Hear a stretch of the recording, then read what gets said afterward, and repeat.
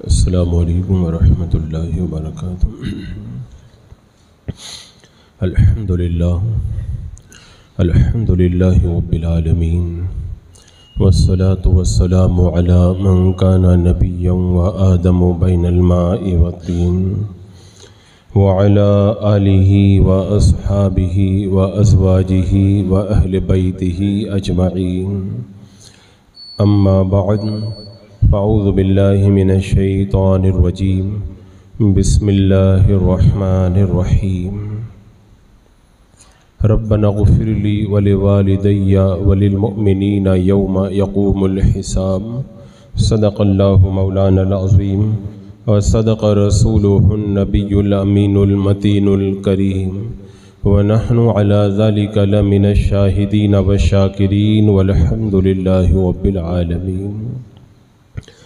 حصول برکت کے لیے حضور اکرم سید عالم نور مجسم محمد رسول اللہ صلی اللہ تعالیٰ علیہ وسلم کی پر نور بارگاہ میں درود و سلام کا ہدیہ پیش کر لیجیے۔ اللہم صلی علی سیدنا و شفیعنا و حبیبنا و مولانا محمد وبارک وسلم، صلاۃ و سلام علیک یا رسول اللہ صلی اللہ تعالیٰ علیہ وسلم۔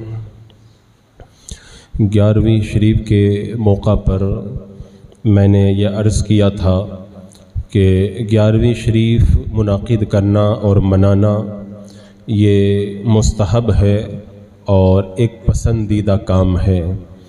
وہیں پر میں نے یہ بھی عرض کیا تھا کہ اگر 11ویں شریف کی اصل کو دیکھا جائے تو اس کی اصل یہ ایصال ثواب ہے، اور اصل کے اعتبار سے 11ویں منانا صرف مستحب نہیں بلکہ یہ سنت سے بھی ثابت ہے، کیونکہ اس کی اصل جو ہے وہ ایصال ثواب ہے۔ تو اس حوالے سے گفتگو کا میں نے وعدہ کیا تھا، انشاءاللہ اس بارے میں کچھ ضروری باتیں میں آپ کے گوش گزار کروں گا۔ اب چونکہ آج کا جو نوجوان ہے وہ اپنے علاقے اور اپنی سوسائٹی تک محدود نہیں ہے۔ پہلے یہ ہوتا تھا کہ معاشرے میں ہماری سوسائٹی میں جیسے حالات رہتے تھے اسی اعتبار سے گفتگو کی ضرورت پڑتی تھی، لیکن اب آج کا نوجوان انٹرنیٹ کے ذریعے پوری دنیا کی باتیں سنتا ہے اور پوری دنیا سے جڑا ہوا ہے، تو جہاں پر اچھی باتیں اس کے پاس آتی ہیں وہیں پر دنیا بھر کے اندر جو زہر گھلا ہوا ہے، بدعقیدگی کی جو ناپاکی دنیا بھر میں پھیلی ہوئی ہے، وہ بھی آج ہر معاشرے اور ہر سوسائٹی کے اندر پہنچ رہی ہے۔ تو آج کے اس ماحول میں ہمیں بڑے عام طور پر اور بالکل ایک دم کھلے انداز کے اندر گفتگو کرنے کی ضرورت پڑتی ہے، تاکہ ہمارا نوجوان کہیں سے ملنے والے غلط عقیدے اور گندے اور ناپاک نظریات کو اگر اپنے دل میں بٹھا چکا ہے یا اس کے دل میں بیٹھ رہے ہیں تو یہ زہر اس سے دور کیا جائے، اس کے عقیدے کی اصلاح کی جائے۔ ہم اہل سنت و جماعت ایصال ثواب کرتے ہیں۔ اب ایصال ثواب ہم کس طریقے سے کرتے ہیں؟ ہم تلاوت کر کے بھی ثواب پہنچاتے ہیں، دعا کر کے بھی ثواب پہنچاتے ہیں، مال خرچ کر کے صدقہ کر کے بھی ثواب پہنچاتے ہیں۔ اسی طرح ہم کسی مرحوم کی طرف سے حج کر کے، روزہ رکھ کے، یا بدنی عبادت کے ذریعے، مالی عبادت کے ذریعے، یا بدنی اور مالی دونوں عبادتوں کو ملا کر بھی ثواب پہنچاتے ہیں۔ یوں ہی کھانا کھلا کر کے یا کسی بھی طریقے سے کوئی بھی نیک کام کر کے ہم اپنے مرحومین کو ایصال ثواب کرتے ہیں۔ یہ ایصال ثواب کے مختلف طریقے ہیں۔ اب اس کے الگ الگ نام بھی ہم لوگوں نے رکھ رکھے ہیں۔ کبھی ہم تیجا کہتے ہیں، کبھی ہم 10واں کہہ دیتے ہیں، کبھی 40واں کہتے ہیں، کبھی 7واں بولتے ہیں۔ کچھ علاقوں میں جو ہے وہ برسی منائی جاتی ہے، برسی کے نام سے ایصال ثواب کی محفل ہوتی ہے، اور بزرگوں کی طرف جو محفلیں منسوب ہوتی ہیں، کبھی 11ویں کی محفل، کبھی 12ویں کی محفل، کبھی چھٹی شریف، کبھی محرم الحرام کی محفل، یہ سب الگ الگ نام ہیں، کام ایک ہی ہے، ثواب پہنچانا، ایصال ثواب کرنا۔ یہ الگ الگ نام ہم لوگوں نے اپنی طرف سے رکھ رکھے ہیں، ورنہ سب کی اگر اصل اور بنیاد کو اگر دیکھا جائے تو سب کی اصل اور بنیاد ایصال ثواب ہے۔ ہاں، ایک بات کا خیال رکھیں کہ اگرچہ مرحومین کو بھی ایصال ثواب کیا جاتا ہے اور محبوبین کے نام پر بھی ایصال ثواب کی محفلیں سجائی جاتی ہیں، لیکن عام مرحومین اور محبوبین کے ایصال ثواب میں بڑا فرق ہے۔ عام مرحومین کو جو ایصال ثواب کیا جاتا ہے وہ اس لیے تاکہ ان سے عذاب دور ہو اور اللہ تبارک و تعالیٰ ان کی مغفرت فرما دے، لیکن اللہ کے محبوب بندوں کے نام پر جو ایصال ثواب ہوتا ہے وہ ان سے عذاب دور کرنے کے لیے نہیں، اس لیے کہ وہ تو پہلے ہی سے عذاب سے دور ہیں۔ ان کے نام پر جو ایصال ثواب کی محفلیں ہوتی ہیں وہ اس لیے ہوتی ہیں تاکہ اللہ تبارک و تعالیٰ ان کے درجات کو بلند فرمائے۔ اور دوسری بات یہ بھی یاد رکھی جائے کہ عام مرحومین کو ایصال ثواب کیا جاتا ہے ان کے فائدے کے لیے، اور اللہ کے محبوب بندوں کو جو ایصال ثواب کیا جاتا ہے وہ ہمارے اپنے فائدے کے لیے، یعنی اس ایصال ثواب کی برکت سے وہ پیارے ہماری طرف مائل بکرم ہوں گے اور ہمیں ان کا فیضان حاصل ہوگا۔ اب یہاں پر جو سوشل میڈیا کے ذریعے زہر ہماری نسلوں اور ہمارے جوانوں کے ذہن و فکر میں اتارا جا رہا ہے کہ معاذ اللہ یہ ناجائز ہے، یہ بدعت ہے اور یہ کہیں سے ثابت نہیں ہے، پہلے میں 2 قدم نیچے اتر کر کے گفتگو کروں گا جو بد مذہبوں نے جس انداز میں گفتگو کی ہے، اس کے بعد میں انشاءاللہ میں قرآن و سنت کی روشنی کے اندر اس کا جو ثبوت ہے اسے آپ کے سامنے رکھوں گا۔ سب سے پہلی بات جو وہابیہ کی طرف سے پیش کی جاتی ہے کہ یہ جو ایصال ثواب اور یہ الگ الگ کام جو کیے جاتے ہیں یہ نہ قرآن نے اس کا حکم دیا، نہ حدیث پاک نے اس کا حکم دیا، نہ صحابہ کرام نے اس کو کیا، تو قرآن جس کو نہ کہے، جس کو حدیث پاک میں کرنے کے لیے نہ کہا گیا ہو اور جس کے بارے میں صحابہ کا عمل نہ ہو، وہ چیز ناجائز ہوا کرتی ہے، وہ چیز بدعت ہوا کرتی ہے۔ یہ ایک بہت بڑا دھوکہ ہے جو ہمارے نوجوانوں کے ذہن میں اتارا جاتا ہے۔ میں کھلے انداز میں کہوں گا، قرآن نے اگر کسی بات کو کرنے کا حکم نہیں دیا، حدیث پاک میں اگر کسی کام کو کرنے کا حکم نہیں دیا، صحابہ کرام نے اگر کسی کام کو نہیں کیا، تو وہ چیز ناجائز نہیں ہوا کرتی ہے، وہ چیز منع نہیں ہوا کرتی ہے۔ یہ وہابیوں کا دھوکہ ہے کہ وہ اس کو منع کہتے ہیں۔ کیا وہ حدیث پاک آپ لوگوں نے نہیں سنی؟ میرے آقا علیہ السلام نے ارشاد فرمایا، حلال وہ ہے جس کو اللہ نے کتاب میں حلال کیا، حرام وہ ہے جس کو اللہ نے کتاب میں حرام کیا، اور وما سکت عنہ فہو مما عفا عنہ، اور جس سے خاموشی اختیار کی گئی، جس سے سکوت کیا گیا، وہ چیز تمہارے لیے معاف ہے، یعنی اگر وہ تم کرو تو تمہارے اوپر کوئی مواخذہ نہیں ہے۔ میرے آقا علیہ السلام کی حدیث پاک کھلے طور پر اعلان کر رہی ہے، اللہ نے کرنے کے لیے نہیں کہا اور رسول نے کرنے کے لیے نہیں کہا، صحابہ نے نہیں کیا، تو وہ چیز ناجائز نہیں ہوا کرتی ہے، اس کا کرنا تمہارے لیے جائز ہوا کرتا ہے۔ اور میرے آقا علیہ السلام نے ایک اور موقع پہ ارشاد فرمایا کہ اللہ نے بھولے بغیر، کیونکہ اللہ بھولنے سے پاک ہے، اللہ نے بھولے بغیر اگر کسی چیز کو بیان نہیں کیا تو اس کے بارے میں بحث مت کرو، یعنی اس سے چھیڑ چھاڑ کرنے سے منع کیا اور بتا دیا وہ تمہارے لیے جائز ہوا کرتی ہے۔ اب اگر کوئی یہ کہتا ہے کہ 11ویں 12ویں 6ٹھی تیجاں 7واں 10واں 40واں یا کوئی بھی محفل، کوئی بھی ایصال ثواب جائز نہیں ہے، تو اس سے ڈائریکٹ یہ پوچھا جائے کیا قرآن نے منع کیا، کیا حدیث نے منع کیا، کیا صحابہ کرام نے منع کیا؟ اور بالکل منع نہیں کیا۔ تو جس نے جب منع نہیں کیا قرآن و سنت اور صحابہ نے، تو وہ چیز اپنی اصل کے مطابق جائز ہوا کرتی ہے۔ اس کے بعد میں دوسری بات یہ ہے کہ وہابیہ اس کو ناجائز کہتے ہیں، اور ان کے پاس میں اس کے ناجائز ہونے کی نہ قرآن میں کوئی دلیل ہے، نہ حدیث میں کوئی دلیل ہے، نہ صحابہ سے کوئی دلیل ہے۔ اور میرا رب قرآن مقدس میں ارشاد فرماتا ہے، رب تعالیٰ نے ارشاد فرمایا، تم اپنی زبانوں کا من گھڑت جھوٹ بولتے ہو کہ یہ حلال ہے یہ حرام ہے، یہ تم اللہ پر جھوٹ باندھتے ہو۔ یعنی اللہ نے جس کو حرام نہیں کیا اگر کوئی اپنی طرف سے اسے حرام کہے، رب فرماتا ہے کہ تم اللہ پر جھوٹ باندھتے ہو۔ تو اس آیت کریمہ میں بتا دیا گیا کہ جس کو اللہ نے حرام نہ کیا ہو اگر کوئی بندہ اپنی طرف سے حرام کہتا ہے وہ اللہ پر جھوٹ باندھتا ہے، جو اللہ پہ جھوٹ باندھے وہ کتنا بڑا جہنمی ہے۔ تو جب رب نے ان تمام چیزوں کو حرام نہیں کہا، وہابیہ اپنی طرف سے حرام کہتے ہیں تو وہ اللہ پر جھوٹ باندھتے ہیں، اور اللہ پر جھوٹ باندھنے والوں کا ٹھکانہ اللہ نے جہنم کو بنایا ہے۔ اس کے بعد میں تیسری بات یہ ہے کہ وہ اس کو بدعت کہتے ہیں۔ کہ جب اللہ کے رسول نے نہیں کیا، صحابہ نے نہیں کیا تو بدعت ہے، اور بدعت بری ہوا کرتی ہے، اس کو کرنا جائز نہیں ہوتا ہے۔ یہ ان کا ایک اور بہت بڑا دھوکہ ہے، ہر بدعت بری نہیں ہوا کرتی ہے۔ آپ دیکھیں جمعہ کی جو یہ اذان پہلی والی اذان ہوتی ہے، یہ اللہ کے رسول علیہ السلام کے زمانے میں نہیں ہوتی تھی، یہ بعد میں شروع ہوئی ہے۔ حضرت عبداللہ ابن عمر رضی اللہ تعالیٰ عنہ فرماتے ہیں جمعہ کی پہلی والی اذان یہ بدعت ہے، اس کے باوجود بھی دی جاتی ہے۔ اس کا مطلب ہر بدعت ناجائز نہیں ہوتی ہے، ہر بدعت غلط نہیں ہوتی ہے۔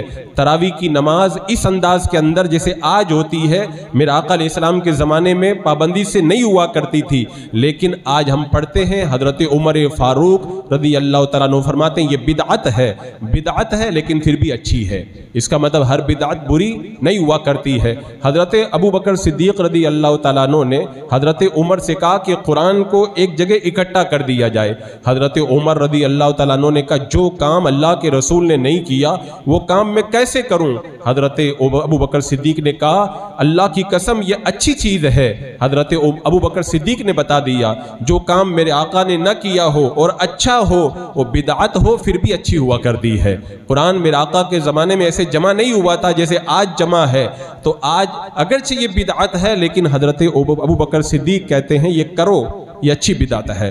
اسی طرح حضرت عبداللہ ابن عمر رضی اللہ تعالیٰ عنہ کو جب کسی نے آ کے پوچھا یہ مسجد نبوی میں لوگ چاشت کی نماز پڑھ رہے ہیں، آپ اس کے بارے میں کیا فرماتے ہیں؟ فرماتے ہیں یہ بدعت ہے، چاشت کی نماز پڑھنا بدعت ہے، یعنی میرے آقا علیہ السلام نے چند دن کے علاوہ اس طرح مسجد میں آ کر کے چاشت کی نماز نہیں پڑھی، لیکن فرمایا بدعت ہے پھر بھی اچھی بات ہے۔ تو یہ جو وہابیہ کہتے ہیں نا کہ یہ 11ویں بدعت، 12ویں بدعت، تیجا بدعت، 7واں، 40واں، 10واں سب بدعت، میں کہتا ہوں بدعت ہے تو یہ بھی تو دیکھو کہ کتنی اچھی بدعت ہے، اور جو چیز بدعت ہوتی ہے اور اچھی ہوا کرتی ہے اس کو صحابہ کرام نے پسند فرمایا ہے۔ تو اگر کوئی تمہیں یہ کہے کہ اللہ اس کے رسول نے کرنے کا حکم نہیں دیا، صحابہ نے نہیں کیا، تو اس سے کہہ دو کہ ناجائز کہاں پہ کہا لا کر کے دکھا۔ یہ بڑا عجیب چکر ہے، وہ لوگ ناجائز کہیں تو دلیل ان کے پاس نہیں، اور ہم لوگ جائز کہیں تو ہم سے دلیل مانگتے ہیں، حالانکہ دلیل کس پر دی جاتی ہے؟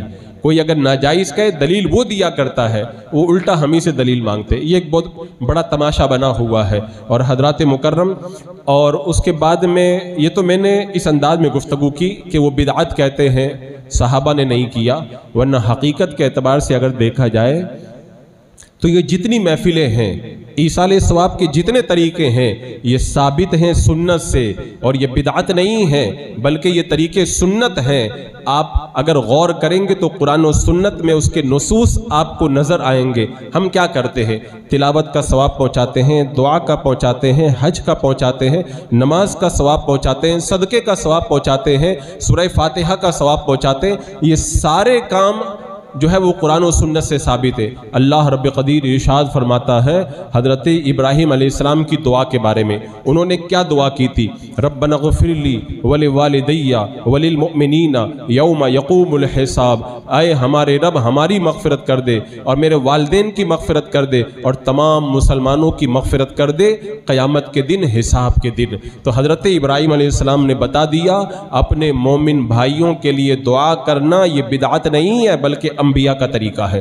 حضرت نوح علیہ السلام نے دعا کی رب اغفر لی ولوالدی ولمن دخل بیتی مؤمنا وللمؤمنین والمؤمنات، اے اللہ میری مغفرت کر دے، میرے والدین کی مغفرت کر دے، اور میرے گھر میں جو ایمان کے ساتھ ہیں ان کی مغفرت کر دے، تمام مومنین مردوں اور عورتوں کی مغفرت فرما دے۔ یہ حضرت نوح علیہ السلام کا طریقہ۔ رب قرآن پاک میں ارشاد فرماتا ہے والذین جاؤوا من بعدهم یقولون ربنا اغفر لنا ولاخواننا الذین سبقونا بالایمان، جو بعد میں آئے وہ اللہ کی بارگاہ میں یوں دعا کرتے ہیں، یوں عرض کرتے ہیں اے ہمارے رب ہماری بھی مغفرت فرما دے اور ہم سے پہلے جو ایمان والے جا چکے ہیں ان کی بھی مغفرت فرما دے۔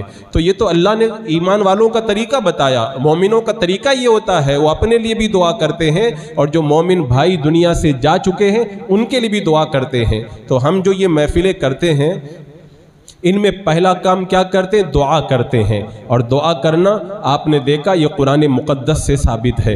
دوسرا کام ہم کیا کرتے ہیں؟ ہم قرآن پاک پڑھ کر کے اس کا ثواب پہنچاتے ہیں۔ کیوں؟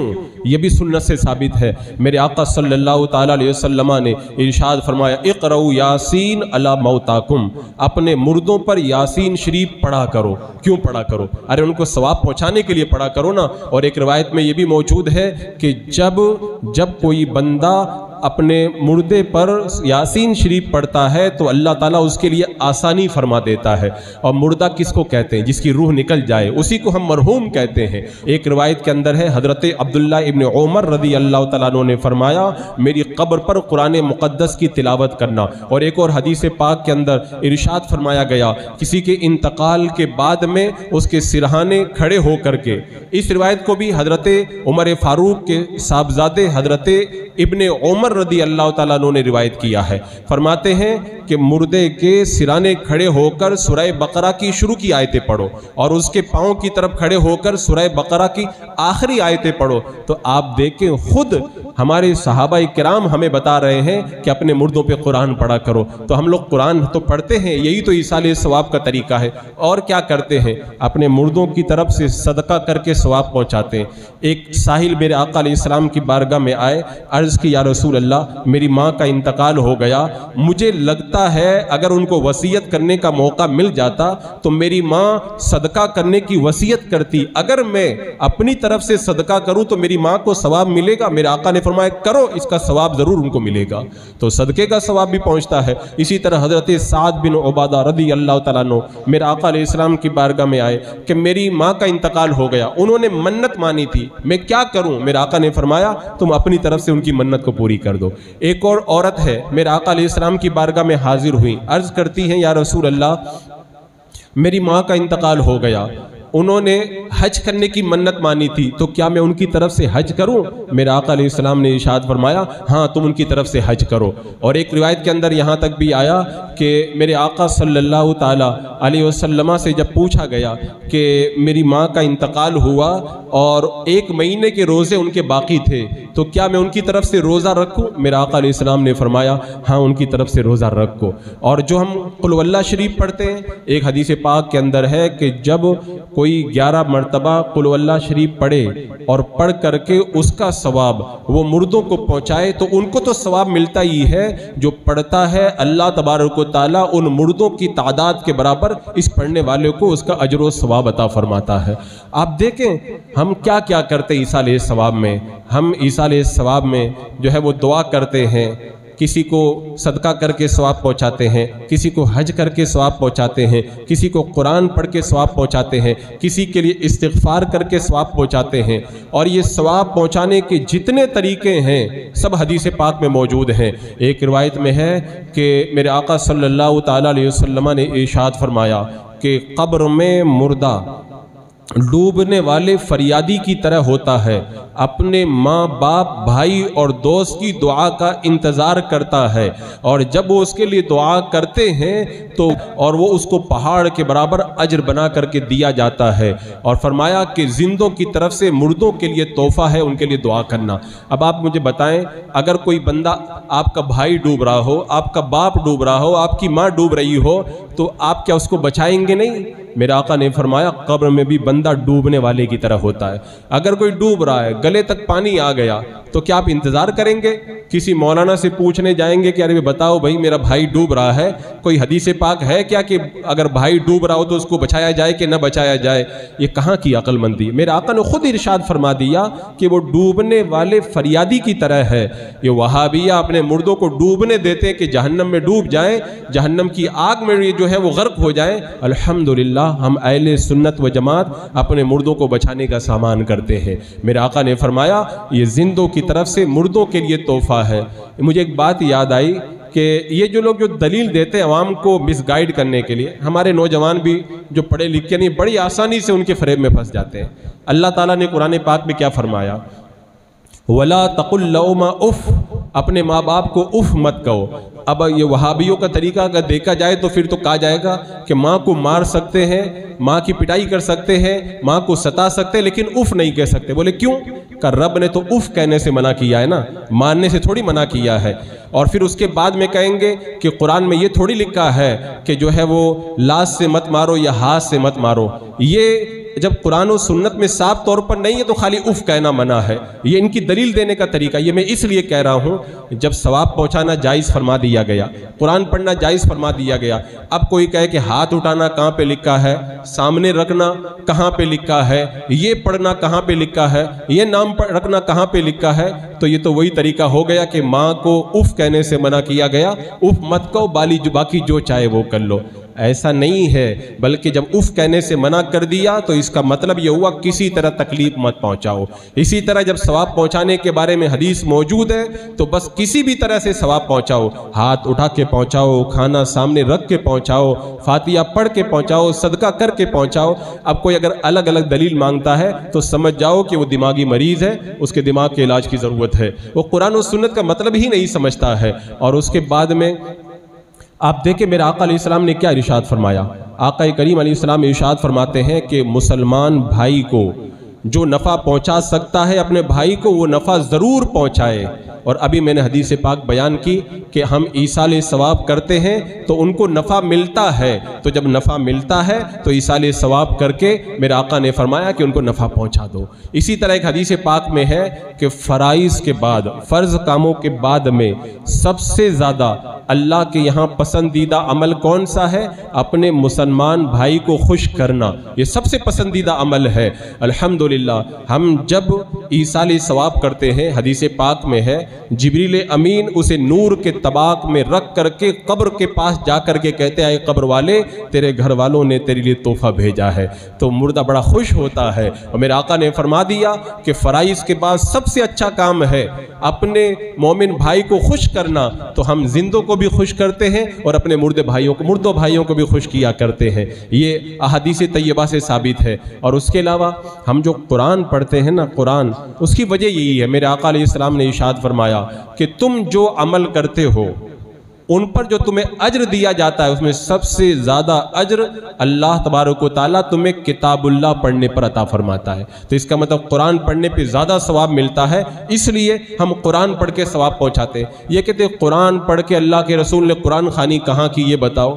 ارے ان کو پتہ نہیں ہے کہ حدیث پاک کے اندر موجود ہے کہ جب بندہ قرآن ختم کرتا ہے اور اس کے بعد دعا کرتا ہے، اس دعا پر 4000 فرشتے آمین کہتے ہیں۔ تو ہم قرآن خوانی اس لیے کرتے ہیں کہ جب قرآن ختم ہو جائے گا اس کے بعد میں دعا کریں گے اللہ ہمارے مرحوم کی مغفرت فرما دے، ہم دعا کریں گے قرآن ختم کی برکت سے 4000 فرشتے ہماری دعا پہ آمین کہیں گے، اور جب فرشتے آمین کہیں گے اللہ ہمارے مرحوم کی مغفرت فرما دے گا۔ اور اس کے اندر ہمارا بھی تو فائدہ ہے۔ ایک حدیث پاک میں ہے کہ جب کوئی بندہ اپنے مومن کے لیے دعا کرتا ہے تو اللہ تعالیٰ ایک فرشتے کو مقرر فرما دیتا ہے، وہ فرشتہ دعا کرتا ہے اللہ یہ جو اپنے بھائی کے لیے مانگ رہا ہے اس کو بھی وہی عطا فرما دے۔ تو ہم اپنے مرحومین کے لیے دعا کریں گے اور فرشتہ ہمارے لیے دعا کرے گا، ویسے اس کا بیڑا پار ہو جائے گا، ویسے ہمارا بھی بیڑا پار ہو جائے گا۔ اور ہم کلمہ شریف بھی تو اسی لیے پڑھتے ہیں نا، کہ کہتے ہیں کہ کلمہ شریف کا یہ لوگ ورد کرتے ہیں، یہ بھی اپنی طرف سے بنا لیا۔ حضرت شیخ ابن عربی رحمۃ اللہ تعالیٰ علیہ فرماتے ہیں میرے پاس یہ حدیث پاک پہنچی ہے جو اپنے مردے پر 70,000 مرتبہ کلمہ شریف پڑھے اللہ اس پڑھنے والے کی بھی مغفرت کر دے گا، اور جس کے لیے پڑھے گا اللہ اس کی بھی مغفرت فرما دے گا۔ تو دلیل تو سب چیزوں کی الگ الگ موجود ہے، لیکن اگر کسی آنکھ کے اوپر پتھر پڑ جائے تو یہ وہ اپنی عقل کے اوپر ماتم کرے۔ حضرات مکرم پھر اس کے بعد میں جو کوئی راستہ نہیں بچتا نا تو لا کر کے پھر گھما کر کے کہتے ہیں کہ تم تیسرے ہی دن کیوں کرتے ہو، 7ویں دن کیوں کرتے ہو، 10ویں دن، یہ کہاں حدیث پاک میں لکھا ہے؟ میں کہتا ہوں کہ نماز کا ٹائم ہوتا ہے، نیاز کا ٹائم نہیں ہوا کرتا ہے۔ نماز، حج اور دیگر عبادتوں کا رب نے ٹائم بنایا، انہی ٹائم پہ ان کو ادا کی جائے گی، لیکن نیاز کے لیے جو وقت ہوتا ہے وہ خدا کی طرف سے مقرر نہیں ہے، ہم نے اپنی آسانی کے لیے ٹائم بنایا، اپنی آسانی کے لیے، اور یہ ہمیں فرض اور واجب نہیں سمجھتے۔ دوسرے دن بھی کر سکتے، چوتھے دن بھی، لیکن تیسرے دن کرنا بھی جائز ہے۔ 40ویں دن بھی کر سکتے، 39ویں دن بھی کر سکتے ہیں۔ تو اگر کوئی 40ویں دن کرے، ارے بھائی یہ ایصال ثواب دعا ہی تو ہے، دعا کسی دن بھی کی جا سکتی ہے۔ رات میں بھی کر سکتے ہیں، دن میں بھی کر سکتے ہیں۔ اب اگر کوئی کہے گا کہ تم رات میں دعا کر رہے ہو اس کی الگ حدیث دکھاؤ، دن میں کر رہے ہو اس کی الگ حدیث دکھاؤ، تو اس سے کہا جائے گا کہ یہ پاگل ہے، اس کا دماغ صحیح نہیں ہے۔ جب رب نے کہہ دیا دعا کرو تو رات دن اور 40واں دن اور 20واں دن کیا ہوتا ہے؟ بندے کی اپنی مرضی ہے۔ اور اس کے علاوہ جو دن مقرر کیا جاتا ہے اس کے بارے میں نے 11ویں شریف کے بیان کے اندر تفصیل سے بتایا تھا کہ ہم دن کیوں مقرر کرتے ہیں۔ اللہ کے رسول نے بھی دن مقرر کیا، صحابہ نے بھی بہت سارے کاموں کا دن مقرر کیا، یہ لوگ بھی تو بہت سارے کاموں کا دن مقرر کرتے ہیں۔ ان کے پاس کون سی دلیل ہے کہ 12 تاریخ کو جلسہ ہوگا، فلاں تاریخ کو جو ہے وہ کانفرنس ہوگی؟ یہ کس دلیل سے کہتے ہیں؟ کیا قرآن و حدیث میں دلیل موجود ہے؟ اپنے کام کے لیے دلیل کی ضرورت نہیں۔ اہل سنت اچھا کام کرے تو کہتے کہاں پہ رکھا دکھاؤ۔ اس کے علاوہ جب بات بڑھ جاتی ہے ہمارا نوجوان پریشان ہو جاتا ہے، کیونکہ یہ اس انداز کے اندر حدیث پاک کو لا کر کے رکھتے ہیں۔ نوجوان کہتا ہے ہاں حدیث میں آیا ہے تب تو یہ پھر صحیح بات ہوگی۔ میں کہتا ہوں ہر حدیث پڑھنے والا صحیح نہیں ہوتا، جھوٹا بھی ہوتا ہے، اور ہر حدیث کا معنی بیان کرنے والا صحیح معنی نہیں بیان کرتا، غلط معنی بھی بیان کرتا ہے۔ ہم تیجا کرتے ہیں اس کی بھی وجہ ہے، تیسرے دن کرتے ہیں اس کی ایک بڑی وجہ یہ ہے، اسلام میں 3 دن تک تعزیت کرنا جائز ہے، تو تیسرا دن آخری دن ہوتا ہے، 3 دن کے بعد تعزیت جائز نہیں ہوتی ہے۔ اب لوگ اپنے اپنے گھروں میں چلے جاتے ہیں تو وہ آخری دن رہتا ہے، سارے لوگ جمع ہوتے ہیں، تو جمع ہونے کی وجہ سے وہاں پر جو ہے وہ خاص طور سے فاتحہ کروائی جاتی ہے، اور 7ویں دن جو کروائی جاتی ہے اس کے لیے شیخ عبدالحق محدث دہلوی رحمۃ اللہ تعالیٰ علیہ فرماتے ہیں کہ مسلمانوں کا پہلے سے طریقہ راہ ہے کہ وہ اپنے مردوں کی طرف سے 7 دن تک کھانا کھلایا کرتے تھے۔ اور اسی طرح ایک اور بزرگ گزرے ہیں غالباً امام سیوطی رحمۃ اللہ تعالیٰ علیہ، وہ فرماتے ہیں کہ مسلمانوں کو چاہیے کہ اپنے مردوں کی طرف سے 7 دن تک صدقہ کریں۔ اور امام طاؤس فرماتے ہیں جب کسی کا انتقال ہوتا ہے تو 7 دن تک مردے کو قبر میں آزمایا جاتا ہے، تو اس لیے 7ویں دن فاتحہ دلاتے ہیں تاکہ مردے کے لیے آسانی پیدا ہو جائے۔ اسی طرح ہم 40ویں دن کرواتے ہیں، اس کی بھی وجہ ہے، اللہ اکبر، آپ روایتوں میں دیکھیں حضرت امیر حمزہ رضی اللہ تعالیٰ عنہ کی جب شہادت ہوئی، میرے آقا صلی اللہ تعالیٰ علیہ وسلم نے تیسرے دن، 7ویں دن اور پھر 40ویں دن اور سال پورے ہونے پر حضرت امیر حمزہ کی طرف سے آپ نے صدقہ فرمایا۔ تو 40ویں دن کے بارے میں بھی حدیث پاک موجود ہے۔ اس کے علاوہ روایت میں یہ آتا ہے کہ میرے آقا صلی اللہ تعالیٰ علیہ وسلم نے ارشاد فرمایا کہ جو بندہ انتقال کر جاتا ہے 40 دن تک جس جگہ بیٹھ کر کے وہ اللہ کی عبادت کرتا تھا، عمل کرتا تھا، وہ زمین اس پر روتی ہے، اور 40 دن تک وہ آسمان کے دروازے اس پر روتے ہیں جن دروازوں سے اس کے نیک اعمال اللہ کی بارگاہ میں پہنچا کرتے تھے۔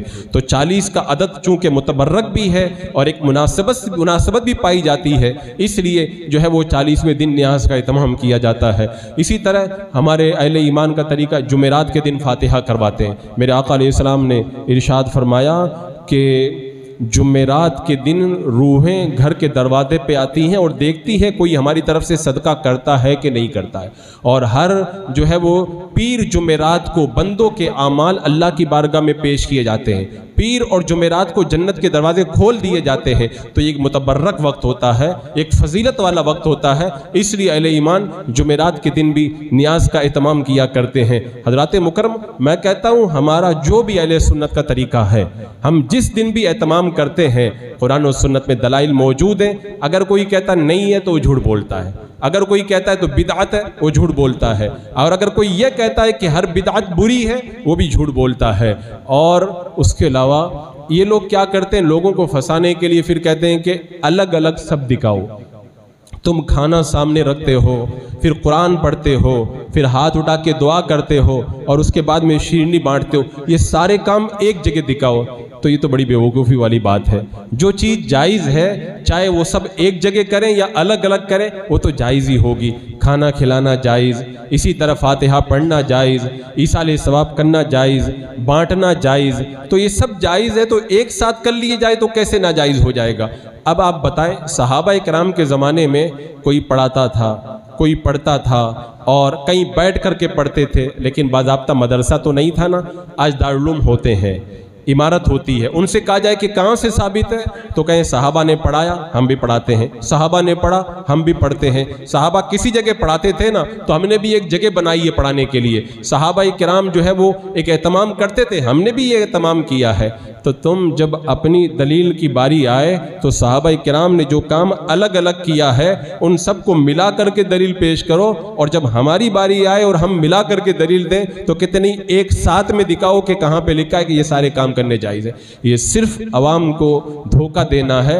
मैं पहले ये समझ रहा था कि ये लोग जो है वो चूँकि ईमान वाले नहीं हैं और इनका ईमान नहीं है, इनको सवाब नहीं पहुंचता है, इसलिए इस तरह की बातें करते हैं। लेकिन मैं भी मुताला कर रहा था तो मुझे बड़ी हैरत हुई कि फातिहा और ईसाल सवाब के नाजायज़ होने पर इन्होंने दलील क्या लिखी। अल्लाह रब्ब क़दीर कुरान पाक में इरशाद फरमाता है, लैसा लिल इंसान इल्ला मा सआ, इंसान को वही मिलता है जो वो कोशिश करता है।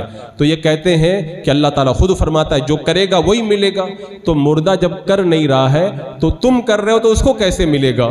जब मैंने इस आयत करीमा की तफसीर देखी तो इस आयत करीमा की तफसीर में मुफस्सिरीन ने एक कौल ये जिक्र किया कि ये आयत करीमा काफिर के बारे में है, यानी काफिर जो खुद किया है वही मिलेगा उसको, कोई दूसरा करे तो उसको सवाब नहीं मिलता है, वो दूसरे का अमल का अज्र उसे नहीं पहुंचता है।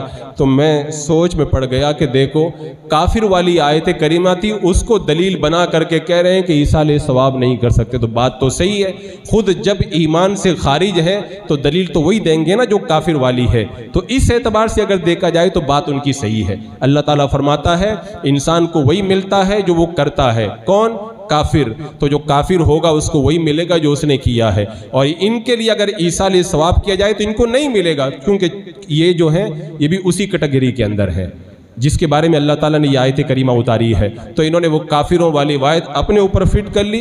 हम कहते हैं हमारे लिए वो आयत करीमा काफ़ी है। वल्लज़ीना जाऊ मिन बादिहिम यक़ूलूना रब्बना ग़फ़िर लना व लिइख़वानिना अल्लज़ीना सबक़ूना बिल ईमान, जो लोग बाद में आए वो अल्लाह की बारगाह में यूँ दुआ करते हैं अल्लाह हमें बख्श दे और ईमान के साथ जो हमारे पहले मोमिन भाई चले गए अल्लाह उनकी मग़फ़िरत फरमा दे। तो हम मग़फ़िरत वालों में शामिल हैं और वो उन लोगों में शामिल है जिन्हें कुछ नहीं पहुँचता। और उसके बाद में ये एक बड़ा अजीब तमाशा ये बनाया जाता है कि हाथ उठाने का सबूत दिखा। भाई जब दुआ की जाएगी तो हाथ उठा करके तो दी जाएगी।